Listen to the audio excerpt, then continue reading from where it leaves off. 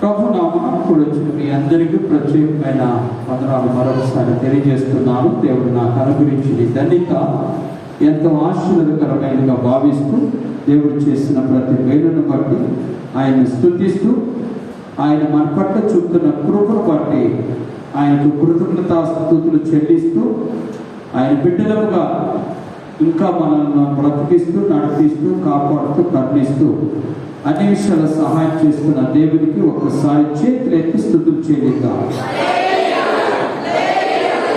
ఇక ఉదయకాల సమయంలో నేను కొన్ని విషయాలు మీతో పంచుకోవాలని ఆశపడుతున్నాను. ఈ రోజున ఒక గొప్ప హాట్ టాపిక్, అందరినీ భయభ్రాంతులు చేస్తున్నటువంటి ఒక అంశము, అనేక మంది తల్లడిల్లుతున్నటువంటి ఒక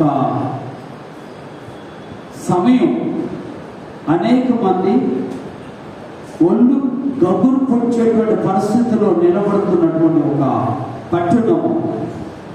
ఈ రోజున ఎంత భయానకమైన పరిస్థితుల్లో, ఎంత దీనాతిదీనమైనటువంటి స్థితిలో ఉన్న ఆ పట్టణముల గురించి నేను కొన్ని నిమిషాలు మీతో మాట్లాడాలని ఆశపడుతున్నాను.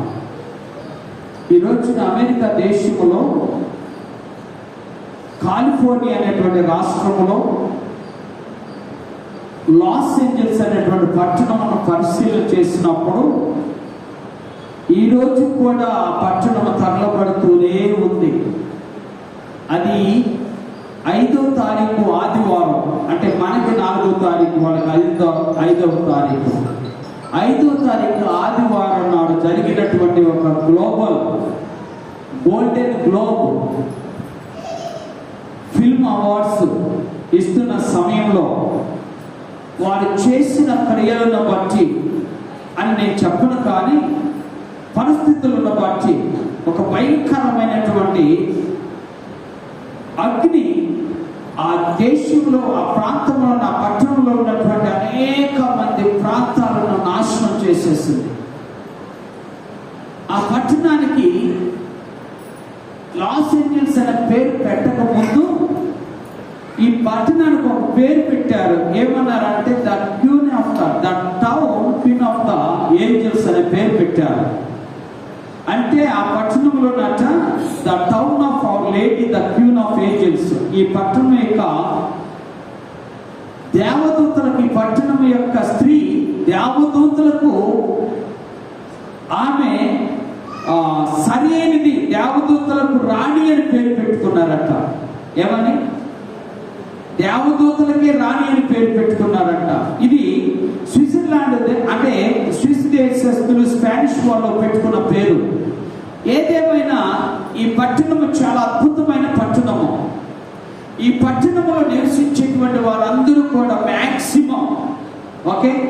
మ్యాక్సిమం సినీ యాక్టర్స్, దర్శకులు, అంటే హీరోస్, నిర్మాతలు, అలాంటి పెద్ద పెద్ద వాళ్ళు ఉండేటువంటి పట్టణం. దీని యొక్క పరిస్థితులు చూసినప్పుడు సుమారుగా 1210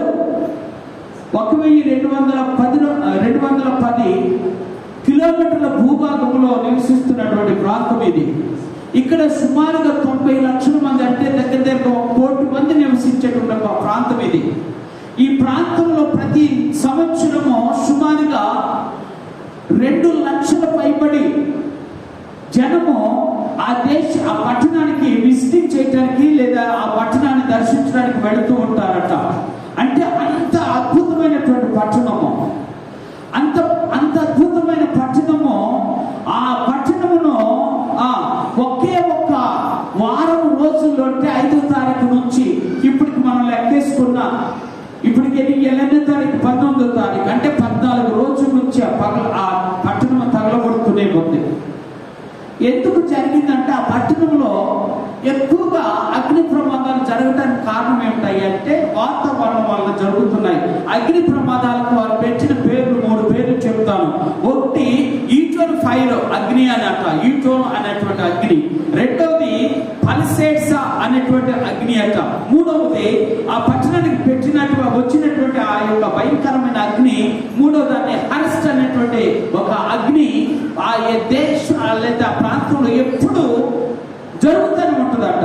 కానీ విచిత్రం ఏంటంటే ఎప్పుడు జరిగినా ఏ కార్బన్ డైఆక్సైడ్ లేకపోతే నీటి చేత, అగ్నిమాపక దళం చేతనో లేకపోతే కార్బన్ డైఆక్సైడ్ చేతనో ఎప్పుడు ఆ యొక్క ప్రాంతాన్ని ఎప్పుడు ఆర్పించేటువంటి పరిస్థితులు ఉంటాయి. కానీ మొన్న జరిగిన దానికి ఆర్పలేరు, వాళ్ళ చేతులు ఎత్తేసేసారంట. అమ్మో, ఇది భయంకరమైనటువంటి అగ్ని, ఇది ఎందుకు వచ్చిందో మాకు తెలియదు, కానీ దీన్ని అంచనా వేయటం మాకు చేత కావట్లేదు. కానీ కొన్ని వేల కోట్ల రూపాయలు నష్టపడ్డాయి, కొన్ని వేల కోట్ల రూపాయలు బిల్డింగ్స్ సంబంధించినటువంటి అన్ని నష్టపోయాయి అని చెప్పి వాళ్ళు చెప్పినటువంటి కొన్ని విషయాలను చూసినప్పుడు నాకు చాలా బాధేస్తుంది.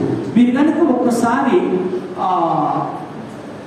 మరొకసారి అడుగుతున్నాలే, నా స్టేటస్ చూస్తే మీకు అర్థమవుతుంది. నా స్టేటస్ ఈ రోజు అంటే నిన్నటి నుంచి పెట్టినటువంటి ఒక స్టేటస్, ఆ స్టేటస్ లో కనుక మీరు జాగ్రత్తగా ఆలోచన చేస్తే దాంట్లో 4 ప్రత్యేకమైన విషయాలు మీకు కనపడతాయి.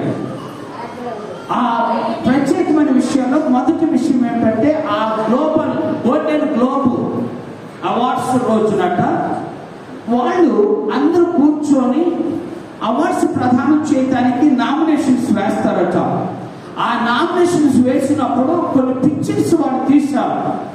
ఆ పిక్చర్స్ లో ఏ పిక్చర్కి అవార్డు ఇస్తే బాగుంటుందనే ఉద్దేశం మీద ఆ పిక్చర్లన్నిటిని చూపిస్తూ చెప్పేటటువంటి ఒక మాట ఏంటంటే, ఒక పిక్చర్ పేరంటే బ్రోటలిస్ట్ అట, అంటే నరహంతకుడు. ఏంటంటే నరహంతకుడు. బ్రోటలిస్ట్ అంటే బాగా కసిగా కోసే వాళ్ళని బ్రోటలిస్ట్ అంటాం. వాళ్ళకంట ఆ పిక్చర్ కంటే దాదాపు 6 పాయింట్లు పడ్డాయట. అంటే 10 మందిని సెలెక్ట్ చేసుకుంటారు. ఆ 10 మంది నామినేషన్ లో ఉన్న వాళ్ళు జడ్జిలుగా ఉండి ఆ 10 మంది కలిసి ఎన్ని మార్క్స్ వేస్తారో లేదనుకుంటే ఎన్ని పాయింట్స్ ఇస్తారో ఇవ్వమంటే అప్పుడు వాళ్ళందరూ కలిసి ఆ పిక్చర్కి ఇచ్చినటువంటి మార్క్స్ దగ్గరగా 6 మార్క్స్ ఇచ్చారట. అలాగా ఒక స్త్రీ గురించి తీసిన పిక్చర్కి వాళ్ళు 3 మార్క్స్ ఇచ్చారట. ఇంకొక దానికి ఇతరులకు ఇచ్చినటువంటి, అంటే ఇతరుల విషయంలో జాగ్రత్తగా ఉండేటువంటి ఆ పిక్చర్కి ఏమో వాళ్ళు 4 మార్కులు ఇచ్చారట. చివరికి మదర్కి సంబంధించినటువంటి పిక్చర్కి ఏమో వాళ్ళు కేవలము 3 మార్కులు ఇచ్చారట. చివరికి గాడుకు సంబంధించినటువంటి ఒక పిక్చర్కి మాత్రం వాళ్ళు 0 మార్కులు ఇచ్చారట. జాగ్రత్తగా ఆలోచించారు. ఏ మార్కు?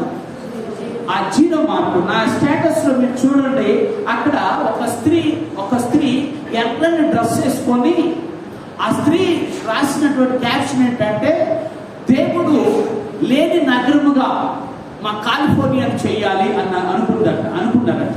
ఏంటి? జాగ్రత్తగా మనసులో పెట్టుకోండి, దేవుడు లేని నగరం. ఈ రాష్ట్రాన్ని, కాలిఫోర్నియా అనేటువంటి ప్రాంతాన్ని, అనగా ఈ లాస్ ఏంజల్స్ లో ఉన్నటువంటి ఆ రాష్ట్రాన్ని దేవుడు లేకుండా చేయాలి. ఎవరు లేకుండా? ఓకే, వెరీ గుడ్, మంచిది. జాగ్రత్తగా ఆలోచించేద్దాం. రెండవది, నాకున్న పిక్చర్లో దాంట్లో ఉన్నటువంటి ఒక పిక్చర్ ఏంటంటే, ఆ పట్టణం యొక్క స్థితి, పూర్వపు స్థితి చూసినప్పుడు అది ఎంత అద్భుతమైన పట్టణమో. ఎందుకంటే అన్ని విలాసే, మంచి భవంతులు, అంటే మంచి స్థలాలు, ఎక్కడ చూసినా ఎంతో దూరంగా ఉన్న సుందరమైనటువంటి భవనాలు కట్టుకున్నటువంటి ప్రాంతం. ఎందుకంటే వాళ్ళు అనేక మంది సినీ యాక్టర్స్, వాళ్ళందరూ ఆ ఉన్నటువంటి ప్రాంతం కాబట్టి చాలా సుందరంగా విలాసవంతంగా ఉన్నటువంటి ఆ ప్రాంతము. కానీ అదే పిక్చర్లో ఇంకో మాట అక్కడ ఏముంటుందంటే, ఆ విలాసవంతమైనటువంటి ఆ యొక్క దేశంలో ఉన్న ఆ ప్రాంతంలో ఉన్నటువంటి ప్రజలు ఈ రోజున కనీసం కట్టుకోవడానికి బట్ట కూడా లేనటువంటి దీనస్థితిలో ఉండిపోయారు. ఎందుకంటే బిల్డింగ్స్ తో సహా ఏంటంటే బిల్డింగ్ తో సహా బూడిదైపోయింది. చరిత్రలోని మొట్టమొదటిసారి వింటాం ఇది. బిల్డింగ్స్ కాలిపోవడానికి అవకాశం ఉండదు, ఒకవేళ బూడిద అవడానికి అవకాశం ఉండదు, మా అయితే మసి పడుతుందేమో కదా. నేను చూసినటువంటివి ఒకవేళ లోపల ఉన్న వస్తువులు ఎన్ని పాడైపోయినా, ఎలక్ట్రికల్ కానీ లేక ఇంకేదన్నా పాడైపోయినా, కానీ కొన్ని మాత్రము అంటే బిల్డింగ్స్ మాత్రము ఆ యొక్క గోడ కట్టుదల మాత్రం నాశనం కావు. కానీ ఈ ప్రదేశాన్ని చూసినప్పుడు ఆ పక్కన పిక్చర్ ఉంటుంది మీకు, బూడిదైపోయింది. మట్టానికి అంటే నేల మట్టానికి ఇదైపోయి బూడిదైపోయింది. అంటే ఎంత భయంకరమైన అగ్ని ఆ దేశాన్ని లేదనుకుంటే ఆ ప్రాంతాన్ని చుట్టుకుంటాయో మీరు అర్థం చేసుకోవాలి. ఇంకొకటి అక్కడ ఉన్నటువంటి పిక్చర్లో ఒక పిక్చర్ ఏంటయ్యా అంటే, ఆ ఇంటిలో ఒక ఆయన ప్రార్థన చేసుకుంటూ ఉంటాడట. ఆ టైంలో ప్రార్థన చేసుకున్న ఆ ఇల్లుని మీరు కనుక చూసినప్పుడు అది కూడా విలాసవంతమైనటువంటి భవనమే. ముందు ఆ ఇంటి ముందు కారు ఉంటుంది, ఇంటి చుట్టూతా ఆ ప్రహరీలో గడ్డి ఉంటుంది. విచిత్రం ఏంటో నాకు అర్థం కాలేదు. ఇప్పటికీ నా దేవుని యొక్క స్థితి చాలా మందికి అర్థం కావట్లా. నా దేవుని యొక్క శక్తి ఏంటో అనేది ఎంతవరకు అర్థం కావట్లా. ఆ ప్రార్థన చేసుకునే ఆయన ఇల్లు మాత్రము కనీసం అంటే ఆ యొక్క పొగ ఇది కూడా ఆ ఇంటి మీద పడలేదు. రెండవది, కనీసం ఆ ఇంటి పక్కన ఉన్నటువంటి గ్రాస్ కూడా, గడ్డి కూడా నల్లబడల పచ్చుగానే ఉంది. ఏంటంటే పచ్చుగా ఉంది. చివరికి ఆ ఇంటి దగ్గరే ఉన్న కారు ఏ మాత్రం చెక్కు చెదర్లా. ఎంత అద్భుతమైన దేవుడు నా దేవుడు అనిపించింది నాకైతే. నా హృదయం చాలా ఉప్పొంగిపోయింది ఆనందంతో, కళ్ళు చెమ్మగిల్లాయి. అంటే నా దేవుడి శక్తిని గురించి మీకు మాట్లాడాలని ఆశపడుతున్నాను. తర్వాత ఇంకొక పిక్చర్ కూడా చూశాను.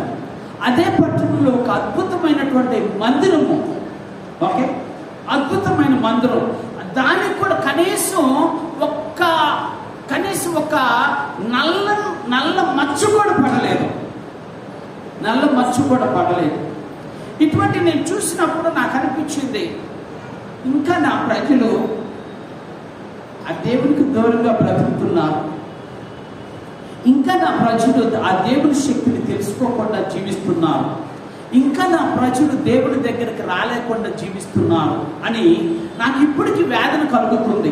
ఎందుకంటే నువ్వు నమ్ముకున్న దేవుడు, లేదా నీ తండ్రి నమ్ముకున్న దేవుడు, నీ తల్లి నమ్ముకున్న దేవుడు, నువ్వు నమ్ముకున్న దేవుడు, నీ బిడ్డలు నమ్ముకున్న దేవుడు ఎంత మహత్తరమైన శక్తి కలిగిన వాడో ఈ ప్రపంచానికి చాటి చెప్పాలనే ఉద్దేశంతో యొక్క లాస్ ఏంజల్స్ అనేటువంటి పట్టణం గురించి మీకు చెప్తున్నాను. వాస్తవానికి ఆ యొక్క పిక్చర్, ఆ యొక్క నేను మీకు ఇచ్చినటువంటి ఆ యొక్క ట్యాగ్లో, అంటే ఈరోజు మెసేజ్ యొక్క ట్యాగ్ ఏంటంటే, నష్టపోతున్నా లేదా నాశనం అవుతున్న దేవుని లేని నగరం. ఏంటంటే ఏంటి? దేవుడు లేని. వాళ్ళు అనుకున్నారట ఈ దేశాన్ని, ఈ ప్రాంతాన్ని, కాలిఫోర్నియా రాష్ట్రాన్ని దేవుడు లేని నగరంగా చేయాలనుకున్నారట. ఏమవుతారు? అందుకని ఒక ఆయన కొటేషన్ పెట్టాడు. ఏమని పెట్టాడు తెలుసా? వీళ్ళు దేవుడు లేని నగరం చేయాలని ఆలోచన చేశారు. ఎవరు లేని? దేవుడు లేని నగరంగా చేయాలని ఆలోచన చేశారు, కానీ దేవుడే ఆ నగరం లేకుండా చేశాడు అన్నాడు. దేవుని నాకు ఆశ్చర్యం వేస్తుంది ఈ రోజున. ఎందుకు విషయం చెప్తున్నా అంటే, ఇంకా నువ్వు నేను తెలుసుకోవాల్సిన సత్యాల గురించి చెప్తున్నా, ఇంకా నువ్వు నేను దేవునికి దగ్గర అవ్వాల్సిన పరిస్థితుల గురించి చెప్తున్నా, ఇంకా నువ్వు దేవుడితో అంటుకట్టుబడే జీవితాన్ని గురించి నువ్వు ఇంకా కొంచెం జాగ్రత్త పడతావని చెప్తున్నా.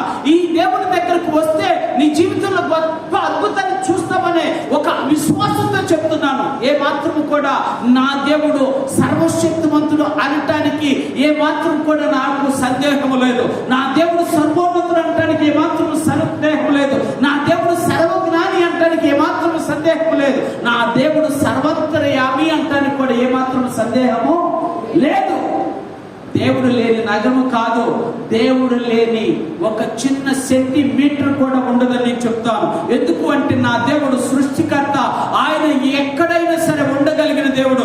ఈ రోజున ఇక్కడ మనం ఉన్నామంటే ఇక్కడ మనతో ఉన్న దేవుడు, అక్కడ అమెరికాతో ఉన్న దేవుడు, అక్కడ ఆస్ట్రేలియాతో ఉన్న దేవుడు, అక్కడ ఆఫ్రికన్తో ఉన్న దేవుడు, అందరితో ఉండగలిగిన ఏకైక దేవుడు మన దేవుడు. అందుకని భక్తులైనటువంటి ఇర్మియా గారు ఒక మాట చెప్తూ ఆ మాట మీకు తెలియపరచాలని ఆశపడుతున్నాను. పరిశుద్ధ గ్రంథంలో ఇర్మియా గ్రంథము 2వ అధ్యాయము 23వ అధ్యాయము 23-24 వచనాలు మీకు చదివి వినిపిస్తాను. ఇర్మియా గ్రంథము 23వ అధ్యాయము 23-24 వచనాలు చదువుతున్నాను. జాగ్రత్తగా ఆలోచించేద్దాం. దేవుడను మాత్రమేనా? దూరము నుండి దేవుడను కానా? యెహోవా సెలవించిన మాట ఏదనగా, నాకు కనబడకుండా రహస్య స్థలములలో దాగగలవాడెవడైనా కలడా? నేను భూమి ఆకాశముల అంతటా ఉన్నవాడను కానా? ఇదే యెహోవా వాక్కు. దేవుని స్తోత్రం. దేవుడు మాట్లాడుతున్న మాట ఏమిటి అంటే, నాకు కనపడకుండా రహస్య స్థలములలో దాగగలిగిన వాడెవడైనా కలడా? నేను భూమి ఆకాశములు ఎంతంతటా ఉండవాడను కానా అని దేవుడు ఇశ్రాయేలును ప్రశ్నిస్తున్నాడు. ఇశ్రాయేలు భయంకరమైన పరిస్థితిలో ఉన్నారు. నేను ఒక మాట చెప్పాలంటే, మనకంటే ఘోరమైనటువంటి స్థితిలో ఉన్నారు. ఎవరు? ఇశ్రాయేలు. వారిని ఉద్దేశించి ఇర్మియా ప్రవక్త మాట్లాడుతూ అంటాడు, అయ్యా దేవుడు లేకుండా ఎక్కడైనా స్థలం ఉందా? దేవుడు లేకుండా ఏ ప్రాంతమైనా ఉందా? దేవుడు లేకుండా ఏ యొక్క కఠినమైన ఉందా? దేవుడు లేకుండా ఒక పూరి గుడిసైనా ఉందా? ఏంటంటే దేవుడు లేకుండా ఎక్కడ కూడా లేదు. ఎందుకు తెలుసా? ఆయన సర్వము వ్యాపించగలిగిన ఏకైక దేవుడు. సర్వశక్తిమంతులే కాదు, ఆయన సర్వమును వ్యాపించగలిగిన దేవుడు. ఆయన చెప్తూ అంటాడు, ఇంకొక మాట కూడా మీకు చదివి వినిపిస్తాను. 139వ కీర్తనలో ఒక భక్తుడైనటువంటి దావీదు గారు చెప్తూ అంటాడు, అక్కడ అంటాడు ఒక మాట మీకు చదివి వినిపిస్తాను. ఒకసారి పరిశుద్ధ గ్రంథంలో 139వ కీర్తన 7వ వచనం చదువుతున్నాను.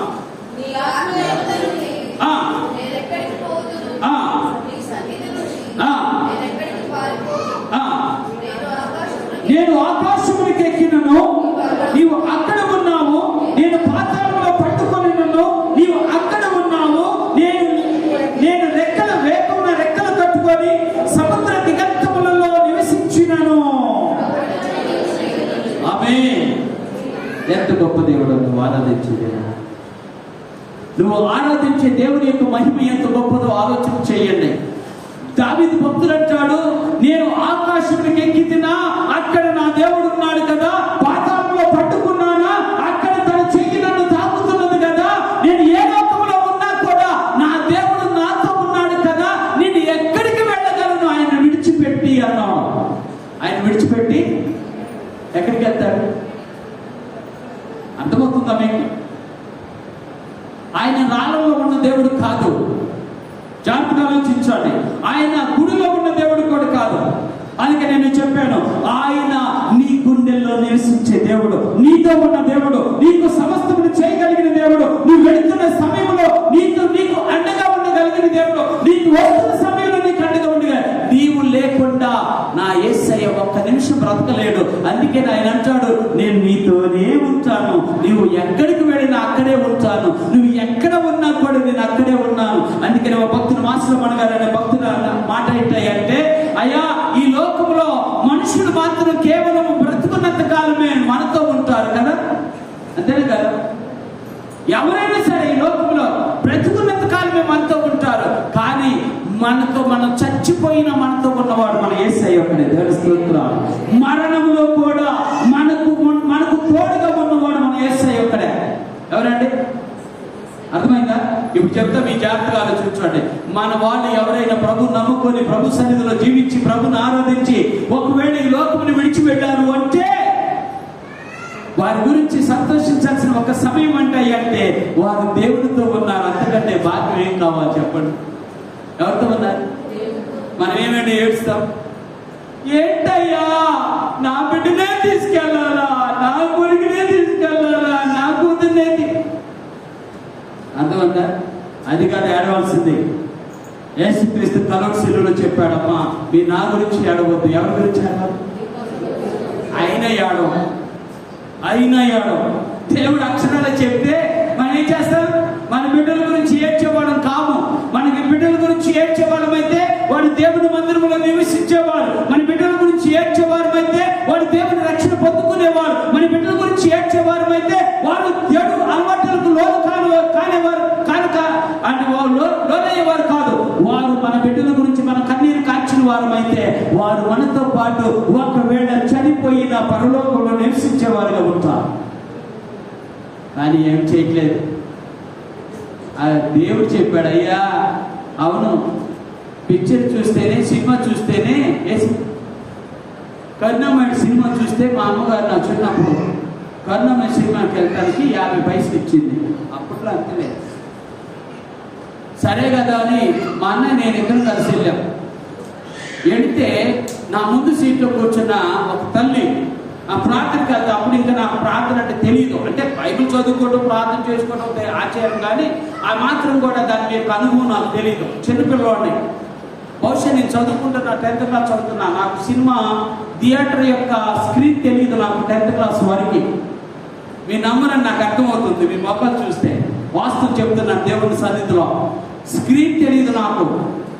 ఆ స్క్రీన్ తెలియకపోతే మా అమ్మగారు నన్ను ఆ సినిమాకి ఫస్ట్ సారి, నాన్న కరుణామయ సినిమా అంట నువ్వు ఒకసారి అన్యోళ్ళు వెళ్తారంట, వాళ్ళతో పాటు నువ్వు వెళ్ళారు. నాకు 50 పైసలు ఇచ్చింది.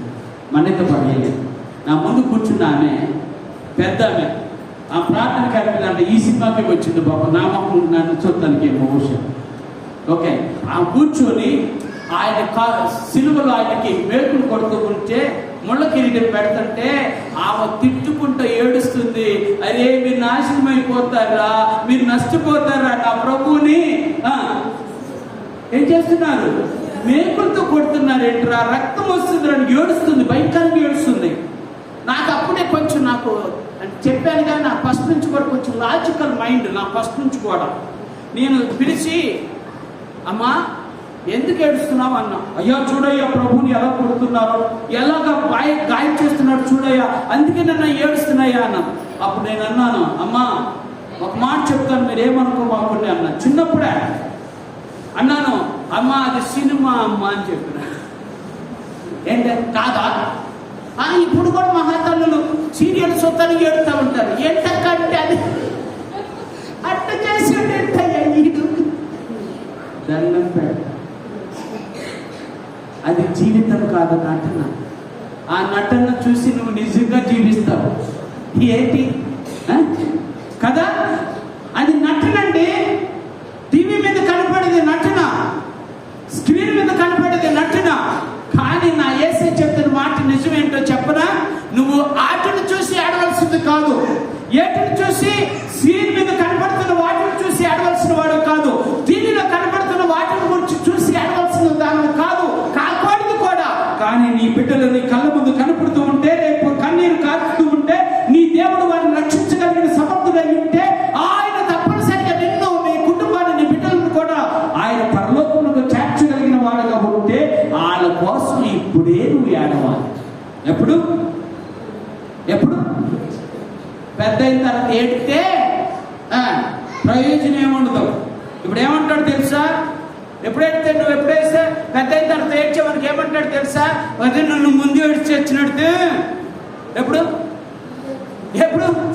నేను చిన్నప్పుడే, నాకు ఊహ తెలియనప్పుడే నువ్వు ఏడ్చినట్టయితే అమ్మ ఈరోజు నీతో పాటు మందిరానికి వచ్చేవాడు. నువ్వు ఎప్పుడు ఏడుతున్నావు? అందుకని తల్లులారు చెప్తా, మీరు ఇప్పుడే ఏడవాలి. మీ పిల్లలు లోకం గురించి తెలియనప్పుడు, లోక పాపం గురించి తెలియనప్పుడు, లోక భోగాల గురించి తెలియనప్పుడు నువ్వు ఇప్పుడే కన్నీరు కాల్చి నీ బిడ్డల కొరకు ఏడిస్తే, ఆ దేవుడు కనికరించి వారి యొక్క దేశంలోకి మనల్ని తీసుకుని వెళ్తారు. అంత గొప్ప దేవుడు. ఈ ప్రజలు అనుకున్నారట, నేను దేవుళ్ళని నగరంగా చేద్దాం అనుకున్నారట. ఏం లేని దేవుని నగరం? ఎక్కడున్నాడు దేవుడు లేని నగరం? ఎక్కడున్నాడు దేవుడు లేని స్థలం? నేను ఆకాశానికి ఎక్కితే నా అక్కడ ఉన్నావు కదా, నేను పాతాళంలో పట్టుకొని నువ్వు అక్కడ ఉన్నావు కదా, నేను భూతిగంతంలోకి వెళ్ళినా నీ హస్తము నన్ను తాకుతుంది కదా అంటే, నా దేవుడు అన్నాడు, దట్ ఈస్ మై సన్. ఆయన నేను, ఎవరైనా ఆయన సమస్తము అనేక చోట్ల ఉండగలిగిన ఏకైక దేవుడు నేను అన్నాడు. అందుకని ఉదయకాల సమయంలో నా ప్రేమ దేవుడు పెట్టారా, ఇంకొక వచనాన్ని కూడా మీకు చదివి వినిపించాలని ఆశపడుతున్నాను. ఆమోసు గ్రంథము 9వ అధ్యాయంలో ఒక చిన్న మాట మీకు తెలియపరచాలని ఇష్టపడుతున్నాను. ఆమోసు గ్రంథము 9వ అధ్యాయము నేనే చదువుతున్నాను. 2-3 వచనాలు. అక్కడ దేవుడు మాట్లాడుతూ అంటాడు, యెహోవా బలిపీఠమునకు పైగా నిలిచిండుట నేను చూచితిని. అప్పుడు ఆయన నాకు ఆజ్ఞించిందేమనగా, గడపలు కదిలిపోవునట్లుగా పై కమ్ములను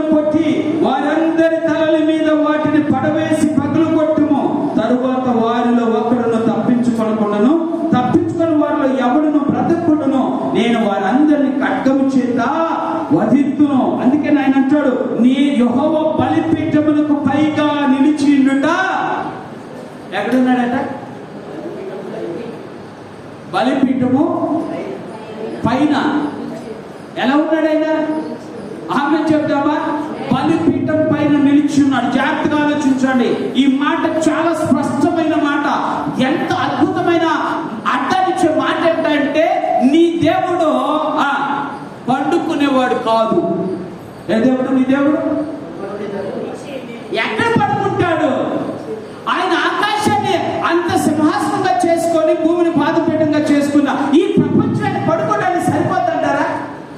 ఈ భూమి కానీ ఈ లోకము కానీ ఆయన పడుకోవడానికి సరిపోతుంటారా? అందుకే నేను అంటాడు, ఆయన నిలిచి ఉండుట నేను చూచు. ఈరోజున అంత గొప్ప నువ్వు ఆరాధించు ఏకైక దేవుడు. ఆమె చెప్పు, నువ్వు ఆరాధించే దేవుడు అంత గొప్ప దేవుడు. ఆయన నిలిచి ఉన్నట. ఎక్కడ? బలిపీఠం పైన నిలిచిన్నట నేను చూశాను అని ఆమోసు చెప్తూ అంటాడు, ఇలాంటి వారి మీద నా యొక్క ఉగ్రత రాకుండా మానునా అని. ఎవరి మీద? ఎవరి మీద? ఇప్పుడు చెప్తా. ఎవరు ఫైర్ వేయలా లాస్ ఏంజల్స్ మీద, ఎవరు అగ్ని వేయలా, ఎవరు పెట్రోల్ వేయలా, ఎవరు కూడా దాని షార్ట్ సర్క్యూట్ అయ్యి అవులా. ఎక్కడి నుంచి వచ్చింది? ఓకే, అది జరగలేదు కదా, మంచిదే. ఆయన ఎవరు చేయలేదు కదా, ఎందుకు చేశాడు? ఆ దేశాన్ని అంత నాశనం ఎందుకు జరిగింది? ఒకవేళ మీరు అనుకుంటారు, అవునయ్యా అందరికీ జరుగుతుంది కదా, కొన్ని నష్టాలు జరుగుతాయి కదా. అవును, కానీ నేను అడిగే ప్రశ్న ఏంటయ్యా అంటే, అది జరిగిన 3 రోజులకి ఎందుకు జరగాలి అని. దేవుడు లేని నగరంగా ప్రకటిస్తామని చెప్పినటువంటి ఆ 3 రోజులకే ఎందుకు జరిగింది ఈ భయంకరమైనటువంటి ఉగ్రత? ఆ భయంకరమైనటువంటి అగ్ని కొన్ని వేల ఎకరాలు పాడు చేస్తుంది. కొన్ని వేల ఎకరాలు పాడు చేస్తుంది.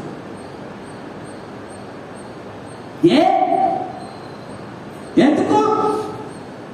ఈరోజు చెప్తున్నా, ఇప్పుడు కూడా చెప్తున్నా, నువ్వు దేవుడు లేడు అని నేను ఒకవేళ నువ్వు మనసులో అనుకున్నా, ఏ కారణం చేతైనా నువ్వు అనుకున్నా, జాగ్రత్త సుమ, నష్టపోయే ప్రమాదము, నాశనమయ్యే ప్రమాదము ఉంది.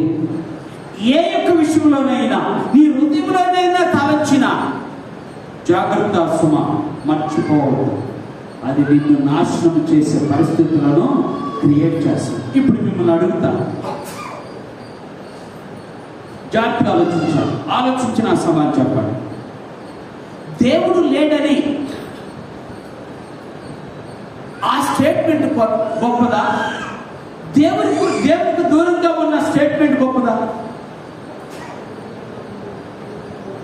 ఏ స్టేట్మెంట్ చెప్తున్నాను కదా, దేవుడు లేడన్న స్టేట్మెంట్ గొప్పదా? దేవుడికి దూరంగా ఉన్న ఆ స్టేట్మెంట్ గొప్పదా? ఏది గొప్పది?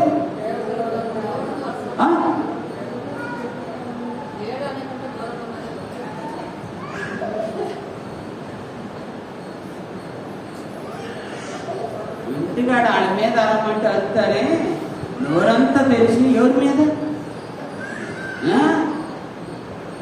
ఎవరి మీద? భరించే భర్తల మీద అరుస్తారే, ఇక్కడ మాత్రం నోరు తెరవరే?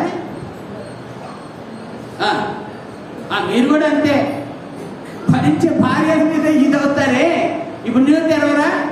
ఏది గొప్ప? ఏది కరెక్ట్? ఏది మంచిది? అర్థమవుతుందా? దూరంగా ఉన్న ఒకటే, దేవుడు లేకున్నా ఒకటే. There is no difference at all. There is no difference. దేవుడు ఉన్నాడు, ఏం చేసావు? నువ్వు దూరంగా ఉన్నావు. ఇప్పుడు నీకు దేవుడు ఉన్నాడా లేడా అంటే దేవుడు లేడు. నువ్వు దూరంగా ఒక స్టేట్మెంట్, నువ్వు దగ్గర ఉండి దేవుడి దగ్గర దేవుడు లేడని చెప్పినా కూడా అదే స్టేట్మెంట్ సేమే. అందుకే చెప్తున్నా.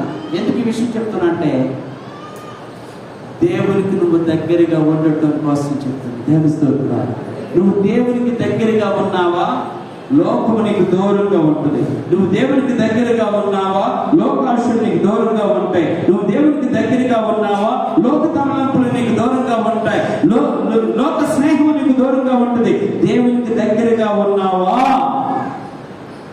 అర్థమవుతుందా? అవసరమైతే టీవీలు కూడా కట్టేసేస్తాయి. ఇక దాని జోలికి కూడా వెళ్ళవు. ఏ జోలికి? ఎందుకు? దేవుడి దగ్గర ఉంటే ఇంక నువ్వు ఎలా చూస్తావు?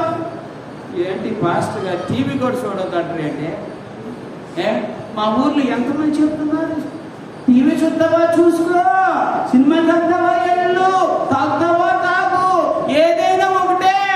ఆ రోజు మాత్రం దేవుని దగ్గరికి వెళ్ళి అయ్యా క్షమించయ్యా తప్పైపోయిందంటే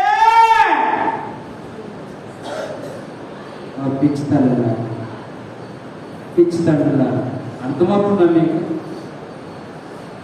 నా దేవుడు అలాంటి వాడు కాదు. నా దేవుడు నువ్వు ఎలా ఉంటే అలాగా చూసి ఊరుకునేవాడు కాదు. నా దేవుడు నిన్ను శుద్ధి చేయాలని ఆశతో ఆకాశము నుండి అంటే పరలోకము నుండి దిగి వచ్చి నీ కొరకు ప్రాణం పెట్టి ఆయన రక్తములో నిన్ను శుద్ధుడిగా చేసి పవిత్రుడిగా చేసి పరలోకములో తన చెత్త కూర్చోబెట్టుకోవాలని ఆశించిన ఏకైక దేవుడు నా యేసయ్య. ఏకైక. ఇప్పుడు చెప్తా మీకు చిన్న మాట చెప్తా, అడుగుతా మిమ్మల్ని, మీరు జాగ్రత్తగా ఆలోచించండి. మీరు ఆలోచించడమే కాదు, ఆచరించండి. ఇప్పుడు నేను చెప్పే మాట ఏమిటంటే, మీరు ప్రార్థన చేసేటప్పుడు కళ్ళు మూసుకున్న వాళ్ళు అంటే ఎవరైనా ప్రార్థన ఎవరొకరు చేస్తున్నారుగా, ప్రార్థన చేసేటప్పుడు కళ్ళు మూసుకున్న వారు ఎంతమంది ఉన్నారు? అసలు కళ్ళు మూసుకోవాలని ఏమన్నా రూలా? అందుకే నన్ను ఏం రూల్ లేదన్నామని నేను కళ్ళు తెరిచేసి అవుతున్నాను. అదే ఓ తల్లులారా తండ్రులారా మీకు చెప్పే మాట అంటే చెప్పనా, నువ్వు కళ్ళు మూసుకుంటే దేవుడు కనపడతాడు. నువ్వు కళ్ళు తెరిచావా నీ పక్కన ఉన్న అక్కలు అందరూ కనపడతాడు. వాళ్ళందరూ తొక్కలైపోతారు. ఇంకా అర్థమైందే? ఏమవుతుంది? వాళ్ళు నువ్వు కళ్ళు మూసుకుంటే దేవుడు కనిపిస్తాడు, ప్రార్థన కనిపిస్తుంది, దేవుడి సన్నిధిని అనిపిస్తావు. కానీ నువ్వు కళ్ళు తెరిస్తే అయినా బుద్ధుడు ఏంటి అయ్యగారు లాస్ ఏంజల్ గురించి చెప్పి నన్ను లాస్ చేసేలా చేస్తున్నాడు అంటున్నాడు. అవును, కళ్ళు మూసుకుంటే ప్రార్థన బలంగా ఉంటుందండి. కళ్ళు మూసుకుంటే దేవుని యొక్క శక్తిని చూస్తామండి. కళ్ళు మూసుకుంటే లోకాన్ని చూడలేవండి. కళ్ళు మూసుకుంటే దేవుణ్ణి చూస్తాం. ఆ అక్క ప్రార్థన చేస్తుందిగా, మన ఎక్కడ చూసినాం.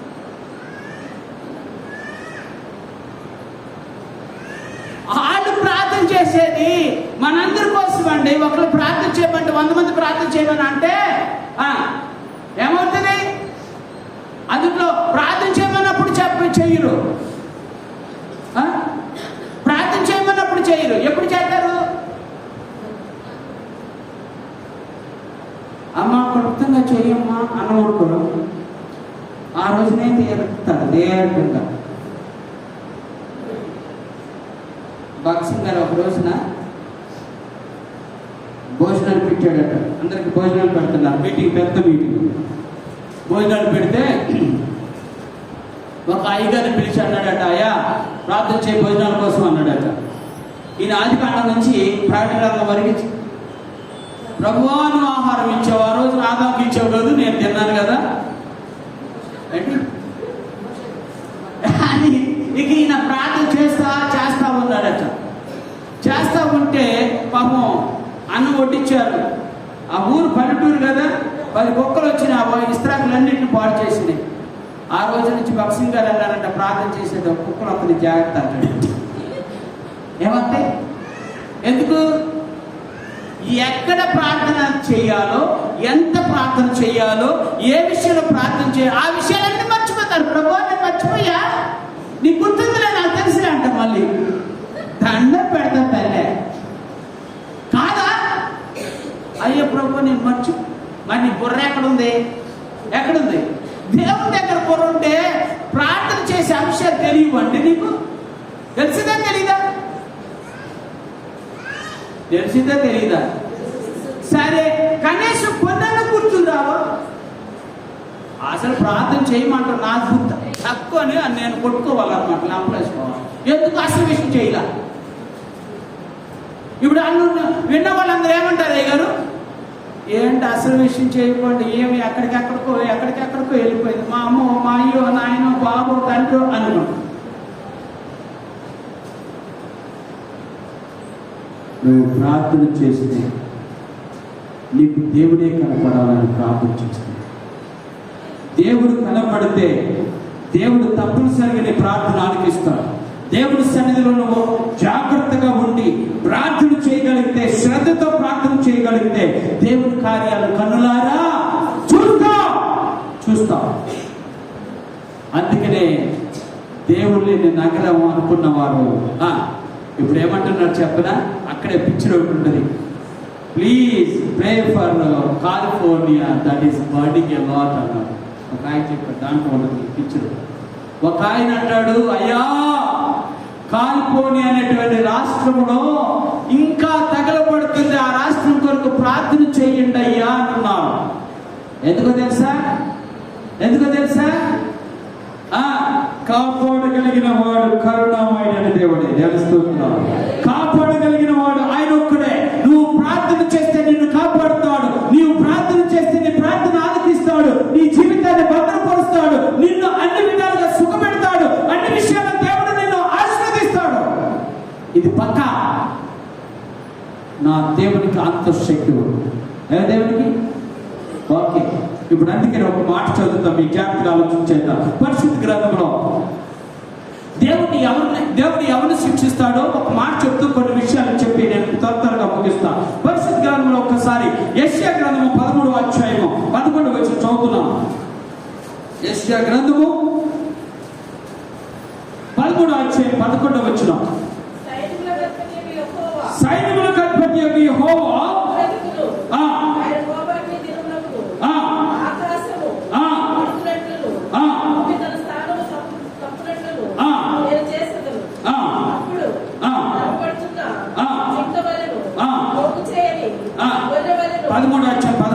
చదువుతున్నారమ్మా. లోకుల చరిత్రను బట్టి దుష్టుల దోషమును బట్టి నేను వారిని శిక్షించబోచున్నాను.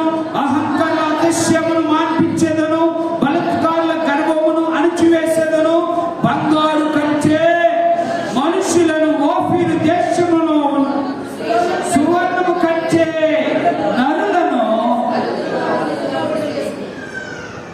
ఆమేన్. అర్థమవుతుందా? ఎంత మాటలు నేను ఇప్పుడు ఆమె భయమేస్తున్నా. అర్థమవుతుందా? ఏం చేస్తాడట? ఆ సువర్ణం కంటే, ఆ ఓపీరు బంగారం కంటే మనుషులనట దేవుడు తక్కువ చేస్తాడట. తక్కువ అంటే అయ్యే దొరుకుతుంది, ఈ దొరకడం, మనుషులు దొరకడం. ఇప్పుడు నేటి వ్యవస్థ అయిపోయింది. ఏంటో చెప్పనా? నేటి వ్యవస్థలో ఉన్నటువంటి విషయం చెప్పనా? స్త్రీలకి పరిశుద్ధి దొరకట్లా. ఎందుకు? ఇళ్ళని ఎక్కువైపోయారు, అది తక్కువైపోయారు.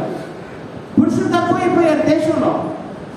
మీరు కాళ్ళని చూసుకోండి, పురుషులు తక్కువైపోయారు. ఎక్కడ? ఇదివరకు పురుషులు ఎక్కువ ఉండేవాళ్ళు, ఇప్పుడు పురుషులు పుడుతున్నా కూడా తక్కువైపోతున్నారు. పురుషుల గురించి ప్రార్థన చేయ్యా, పురుషులు పుట్టాలి, అయినా తక్కువైపోతున్నారు. అర్థమవుతుందా? అయినా తక్కువైపోతున్నారు. ఎందుకు? ఒక మగ పిల్లడు పుడితే 3 ఆడపిల్లలు పుడుతున్నారు. మీరు చూసుకోండి. కాదండి, నేను అబద్ధం చెప్తాను. ఒక మగ పిల్లడు పుడితే ఇంకా 3 ఆడపిల్లలు పుడుతుంటే ఇప్పుడు ఎవరికి తేవాలి? 3 తేవాలి, ఒక్కడే ఉన్నాడు. అర్థమవుతుంది? అంటే అంత భయంకరమైన పరిస్థితులు వస్తుంది. ఎందుకు విషయం చెప్తున్నా అంటే, దేవుని ఉగ్రత ఎవరి మీద పడుతుందట? దుష్టుల మీద పడుతుందట, అహంకారుల మీద పడుతుందట, పెంకులాడే వారి మీద పడుతుందట, అబద్ధాలు చెప్పేవారి మీద పడుతుందట. అయినా అందుకని దేవుడు మాట్లాడుతున్నమాట, లోకుల చెడుతనమును బట్టి, దుష్టుల దోషమును బట్టి నేను వారిని. అది మనకు దూరభాగం. రెండో రెండో మాట కూడా చెప్పి నేను త్వరగా ముగిస్తాను. పరిశుద్ధ గ్రంథంలో తెస్సలోనికీయులకు రాసిన 2వ పత్రిక 1:8 నూతన నిబంధనలోకి వెళ్దాం. అక్కడ కూడా ఒక మాట చదివి నేను త్వరగా ముగిస్తాను. తెస్సలోనికీయులకు రాసిన 2వ పత్రిక 1:8 ప్రభువైన యేసు తన ప్రభావమును కనపరచు దూతలతో కూడా పరలోకము నుండి అగ్ని జ్వాలలో ప్రత్యక్షమై దేవుని ఎరుగని వారికి మన ప్రభువైన యేసు సువార్తకు లోబడని వారికి ప్రతిదండన చేయునప్పుడు మిమ్మును శ్రమపరచు వారికి శ్రమయు శ్రమ పొందుచున్న మీకు మాతో కూడా విశ్రాంతియు అనుగ్రహించుట దేవునికి న్యాయం. ఓకే, అర్థమైనా? జాగ్రత్తగా ఆలోచించండి. అగ్ని జ్వాలల్లో ప్రత్యక్షమై దేవుని ఎరుగని వారికి, అనగా నాకు దేవుడు తెలియదు, దేవుడు నాకు అవసరం లేదు, దేవుడితో నాకు పని లేదు, అలాగా లాస్ ఏంజల్స్ లో ఉన్న హీరోస్ అందరూ అనుకున్నారట మేమే హీరోలు, మేమే దేవుడు. మా దేవుడు ఎందుకు అనుకున్నారు? మాకు ఏమైంది ఇప్పుడు? కొన్ని వేల కోట్లు సంపాదించిన వాళ్ళు ఈ రోజున అయ్యా ఒక్క ప్యాంటు షర్ట్ ఇస్తారా అని అడుగుతున్నారు. అమ్మా ఒక్క డ్రెస్ ఉంటే ఇస్తారా అని అడుగుతున్నారు. రోడ్ల మీద కొన్ని వేల కోట్లు సంపాదించిన వాళ్ళు, కొన్ని వేల కోట్లు. ప్యాషన్ ఆఫ్ క్రైస్ట్ అనేటువంటి ఒక పిక్చర్ తీసిన ఆ డైరెక్టర్ నోరు తెరిచి రోజునట అయ్యా ఒక ప్యాంట్ ఉంటే ఇవ్వండి అయ్యా అంటున్నాడట. ఎందుకు? మీరు ఇప్పుడు విషయం చెప్తా మీకు అర్థమవుతుంది. ఏంటో చెప్పనా? బ్యాంకులు కూడా తగలబడిపోయాయి. ఎక్కడి నుంచి తెచ్చేస్తారు డబ్బులు వాళ్ళకి? ఒకవేళ బ్యాంకులో ఉన్నాయి అనుకున్నా బ్యాంకులు తగలబడిపోయినాయి. బ్యాంకులు పెద్ద బ్యాంకులు తగలబడిపోయాయి, ఆఫీసులు తగలబడిపోయాయి, అంతస్తులు తగలబడిపోయాయి, ఎక్కడా లేవు. వాళ్ళని ఇప్పుడు చెప్తున్నా, వాళ్ళు కట్టుబట్టలతో ప్రాణాన్ని కాపాడటానికి పరిగెత్తుకుంటూ బయటకు వచ్చారట. అయినప్పటికీ సుమారుగా 12 మంది పైగా 15 మంది పైగా చనిపోయారట, మంటలో కాలిపోయారట. అర్థమవుతుందా మీకు? ఏ ఉగ్రత ఇది? దేవుని ఉగ్రత. దీనికంటే మహాభయంకరమైన అగ్ని జ్వాలలు నశించిపోతున్న వారికి అక్కడ దాచబడి ఉన్నాయి. దేవుని ఎరిగిన వారికి అక్కడ దాచబడి ఉన్నది. దేవునికి దూరంగా ఉంటున్న వారికి అక్కడ దాచబడి ఉంటుంది. అక్కడ భయంకరమైన పరిస్థితుల్లో ఉంటుంది. అందుకే చెప్తాను, ఈ రోజు నీ యొక్క దేవుని సన్నిధిలో మాట్లాడుతున్న మాట ఏంటంటే, ఇప్పుడు చెప్తా, ఒకవేళ నువ్వు కనుక ఆలోచన చేసుకొని ఇప్పటికన్నా దేవుని రక్షణ పొందుకోవాలి, ఇప్పటికన్నా నా దేవునికి దగ్గర అవ్వాలి, ఇప్పటికన్నా దేవుని సన్నిధిలో గడపాలి అని ఆశపడుతున్న వారికి ఎంత అద్భుతమైన ఆశీర్వాదం ఉందో ఒక మాట చెప్పి నేను త్వరగా ముగిస్తాను. పరిశుద్ధ గ్రంథంలో మొదటి వచనంగా కీర్తన గ్రంథము 46వ కీర్తన 1వ వచనం చదువుతున్నాను. జాగ్రత్తగా ఆలోచన చేద్దాం. కీర్తన గ్రంథము 46. దేవుడు గట్టి చెప్పాలి ఆ మాట. దేవుడు మనకు ఆశ్రయమును దుర్గమునై ఉన్నాడు. ఆపత్కాలమున ఆమేన్. హల్లెలూయా, హల్లెలూయా, హల్లెలూయా. దేవుడు మాట్లాడుతున్న మాట ఇప్పుడు చెప్తా. ఒక ఇల్లు ఉందని చెప్పాను, చూసావా? ఆయన చెప్పిన స్టేట్మెంట్ అది, నేను చెప్పలే.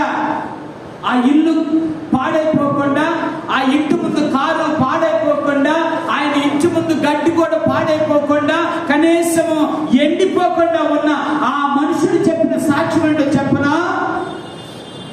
ఆ రోజు నేను ప్రార్థన చేసుకుంటున్నా కాబట్టి నా దేవుడు నన్ను, నా కుటుంబాన్ని, నా ఇంటిని కాపాడాడు. ఆయన ఆశ్రయంగా ఉన్నాడు. ఆపత్కాలంలో ఆయన నమ్ముకొనదగిన సహాయకుడిగా ఉన్నాడు. నేను ఏం జరిగిందో తెలియలా. నిజంగా నేను గనక ఒకవేళ ఆ సమయంలో ప్రార్థన చేసుకోకుండా ఉంటే ఈ రోజున ఈ ఇల్లు ఉండేది కాదు, ఇంట్లో మనిషినైనా మేము ఉండేవాళ్ళము. కానీ అర్థమవుతుందా? ఎవరికి సహాయకుడు? దేవుడు. ఆయన చెప్పేశాడు, అయ్యా నువ్వే నా దేవుడవు, నువ్వే నా సహాయకుడవు, నీ సన్నిధి వచ్చున్నాను, నువ్వేమైనా చేసినా నా సంతోషమే అనగలిగే విశ్వాసాలు కావాలి. ఏమని? నువ్వేం చేసినా నాకు ఎందుకు తెలుసా?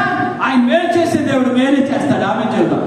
ఆయన ఎన్నడూ కీడు చేయడు కాబట్టి ఆయన తప్పనిసరిగా మేలు చేస్తాడు. నువ్వు ఆశ్రయించడమే తదుపరి కార్యక్రమం.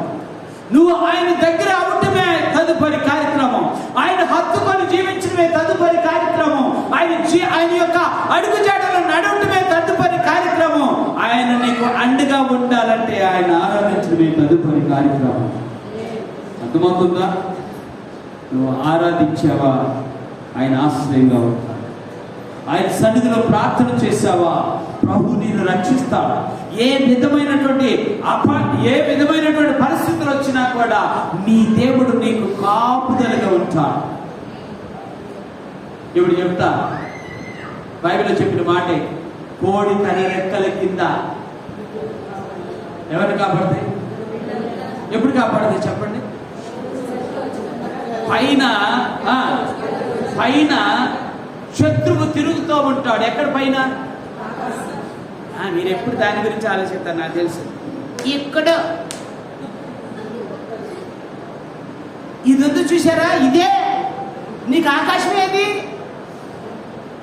ఏంటి? నీకు ఆకాశం పైన కాదు, నీకు ఆకాశం ఇదే. అర్థమైందా? ఇక్కడ ఏం తిరుగుతాడు? ఎవడాడు? శత్రువు. ఎవడాడు? ఒరే పదరా, ఇంకా అన్నమేంటరా, టైం అవుతుందా పదరా అంటాడు చూడు. వాడు ఎవడాడు? శత్రువే కాదంటారా? అప్ప ఇప్పుడు మీలో ఒక శత్రువు చెప్తారు. ఎవడు చెప్పనా? ఏంటి అలా అయ్యగారు వదలడా? ఈడు కూడా శత్రువే మీకు. ఈడు కూడా కాదా? లోపల తిరిగేది ఆ పాస్టర్ గారికి ఏడ తెలిసింది? నా లోపల కదా బుర్రలో ఉన్నదే. ఆయన ఏమన్నా దేవుడు గ్రహించడానికి అనుకుంటాం కాదు. కానీ ఎవరు గ్రహిస్తారు? నేను గ్రహించలేదు, కానీ నా యేసయ్యకు అది చాలా ఈజీ అన్నమాట కనుగొని. అందుకనే బుర్రనేం చేయాలి? బుర్రనేం చేయాలి? మట్టి బుర్రని యేసు రక్తంతో కడుక్కో, మహిమ బుర్రగా మార్చబడుతుంది. ఏ బుర్ర? మట్టి బుర్ర కాదు. నేనేం చేయాలి? యేసు రక్తంతో కడుక్కుంటే ఇంకా మన ఆలోచనలు అన్నీ మారిపోతాయి. అవి చెబుతాం.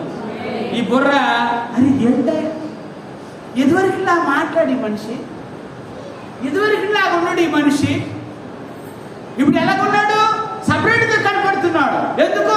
బుర్ర క్లీన్. ఏంటి క్లీన్? ఇప్పుడు చెబుతా, బుర్ర క్లీన్ అయితే పొచ్చ కూడా క్లీన్ అవుతుంది. బుర్ర క్లీన్ అయితే ఇక నువ్వు ఏది పెడతా తింటావా? సచ్చిన అమ్మో నీ దండం పెడతా అంటావా? ఇప్పుడు ఏం క్లీన్ అయింది? బుర్ర క్లీన్ అయింది, బొచ్చ క్లీన్ అయింది, ఆటోమేటిక్గా అడుగులు కూడా క్లీన్ అయిపోతాయి. ఇక నువ్వు ఎక్కడికి వెళ్ళవు, దేవుడి దగ్గరికి వస్తానంట. ఎక్కడ అవకాశం దొరికితే అక్కడికి వెళ్తా, దేవుడి దగ్గరికి వెళ్తా. అవునా కదా? ఏ రోజు అవకాశం దొరికితే ఆ రోజు దేవుడి దగ్గరికి వెళ్తా. అందుకే చెప్తా, ఇంట్లో ఉంటే ఏగల మోత అవుతుంది. దేవుని మందిరంలో ఉంటే పల్లకీల మోత అవుతుంది. ఏదని ఇష్టమేగా. ఎక్కడుంటే? ఇంట్లో ఉంటే ఏ మోత? అదేగా మనం సామి చెప్తారు, ఇంట్లో ఏగల మోత, బయట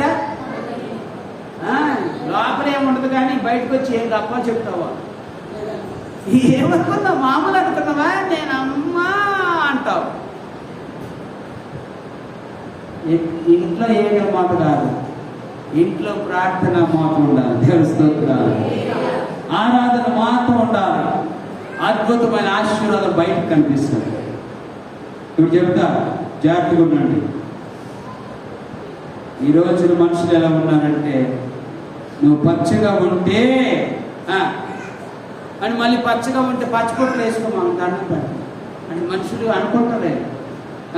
నువ్వు పచ్చగా అంటే నువ్వు తెల్లగా చక్కగా హ్యాపీగా ఆనందంగా ఆశీర్వాదంగా అన్ని డబ్బులు అన్ని విషయాలు ఎదగా ఉన్నావు అని తెలిసిందనుకో, ఇక నిన్ను చూసుకొని ముక్కులు ఇంత పెద్దది అవుతుంది, నోసం ఇంత బైకే కాదా? ఏడ్చే వాళ్ళు ఎంతమంది ఏడుతారో. ఎందుకు? వాళ్ళకిలాగా అడుగు తింటూ నువ్వు కూడా అడుగు తినాలని నువ్వు ప్రార్థన చేసుకొని దేవుని మందిరంలో దేవుని సన్నిధిలో గడుపుతున్నావు కాబట్టి దేవుడు ఆశీర్వదిస్తుంటే నువ్వే నిన్ను చూసి ఎదువై మళ్ళీ కోపం అవుతుంది. ఎదువరకు ఏదో పువ్వు లేకుండా బతికమండి, మరి ఇప్పుడు కూడా బతకమండి అంటే ఇప్పుడు కూడా బతకమనే కదా ఉద్దేశం. అయ్యో నేను వాళ్ళకి ఎంత సహాయం చేశాను తెలుసు, ఓర్ని దొంపతేక వాళ్ళకి ఎంతో సహాయం చేశావు, ఇప్పుడు కూడా నిన్ను అడుగు తినాలే. దేవుడు అవకాశం కల్పించాడు, దేవుడు ఆశీర్వదించాడు. నీకెందుకు అంత జలసి, నీకెందుకు అంత అసూయ? ఇంకా నువ్వు ఎక్కడున్నావు? పాతాల పంచుల్లో ఉన్న జాగ్రత్త. ఏడనా పాతాల పంచుల్లో ఉన్నా ఒక్కసారి దేవుడు కనుక పుష్ అన్నాడు అనుకో ఆడపడతావు. ఇంకొక మాట చెప్పి ముగిస్తాం. పరిశుద్ధ గ్రంథంలో 91వ కీర్తన 2వ వచనం చదువుతున్నాను. 91వ కీర్తన 2వ వచనం. ఆయనే నాకు ఆశ్రయం, నా కోట, నేను నమ్ముకున్న నా దేవుడు, నేను యెహోవాను గూర్చి ఆమేన్ అది చెప్పాలి. ఇప్పుడు ఎవరు చెప్పారు? ఆయన ఆ మందిరంలో ఉన్న మనుషులు చెప్పారు. ఆ యొక్క విలేజ్లో, ఆ యొక్క గ్రామంలో, ఆ యొక్క పట్టణంలో ఉన్న ఆ ప్రార్థన చేసుకున్న ఆ కుటుంబం చెప్పింది ఏంటంటే, నాకు దేవుడు కోటగా ఉన్నాడయ్యా, తెలుస్తుంది. ఆపదలో నాకు సహాయకుడిగా ఉన్నాడయ్యా, నాకు దుర్గముగా ఉన్నాడయ్యా, నాకు ఏ విషయం జరిగిందో కూడా నాకు ఎంత గొప్ప అనుభవం కదా. అందుకే ఆ అనుభవంలో నువ్వు నేను రావాలంటే ఆరాధనలో నువ్వు నేను ఆసక్తితో ఉండాలి. ఆరాధన ఆసక్తిగా ఉంటే దేవుడు మహాశక్తి నిన్ను అంటుకుంటుంది. ఆరాధనలో ఆసక్తి ఉంటే దేవుడి మహాశక్తి నిన్ను అంటుకుంటుంది, తప్పై కట్టే. అప్పుడు కనుక దేవుడి మహాశక్తి నిన్ను అంటుకుందంటే అరికాళ్ళు మొదలుకొని నండెత్తి వరకు నిన్ను అంతా శుభ్రపడిపోతావు. అట్టి కృపను దేవుడు మనకు దయచేది కాదు. చిన్న ప్రార్థన చేసుకుని పరిశుద్ధుల వరకు ఉదయకాల సమయంలో నాతో మాట్లాడిన శ్రేష్టమైన 3 మాటలను బట్టి స్తుతిస్తున్నాను. అయ్యా తండ్రి ప్రభువైనా, బుద్ధిహీనుల జాబితాలో మమ్మల్ని చేర్చుగా, నశించిపోతున్న జాబితాలో మమ్మల్ని ఉంచగా, నాశనమవుతున్నటువంటి జాబితాలో అయ్యా మమ్మల్ని మా కుటుంబాన్ని ఉంచొద్దని ప్రార్థన చేస్తున్నాం. నిన్ను ఆశ్రయించే జనాంగముగా మమ్మల్ని ఉంచాడు. నీ సన్నిధిలో ఆరాధించే జనా